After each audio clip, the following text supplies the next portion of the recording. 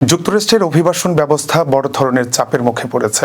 American immigration council প্রকাশিত এক প্রতিবেদনে বলা হয়েছে, অভিবাসন বিষয়ক আবেদন ও নিষ্পত্তির প্রক্রিয়ায় ব্যাপক জট তৈরি হয়েছে। প্রতিবেদনে বলা হয়েছে 2016 সাল থেকে 2025 সাল পর্যন্ত সময়ে অভিবাসন সংক্রান্ত অপেক্ষমান মামলা বা ব্যাকলগ 35 লাখ থেকে বেড়ে 1,16 লাখ ছাড়িয়েছে। বিশ্লেষণে আরও দেখা যায়, নতুন আবেদন জমা পড়ার হার বাড়লেও তা নিষ্পত্তির হার সমানভাবে বাড়েনি।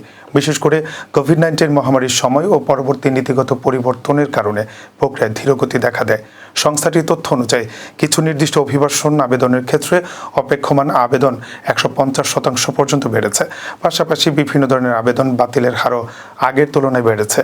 নীতিগত পরিবর্তনের কারণে কিছু ভিসা ও কর্মসংস্থান সংক্রান্ত আবেদন যাচাই আরও কঠোর হওয়ার সময় ও জট দুটোই বেড়েছে বলে প্রতিবেদনে উল্লেখ করা হয়।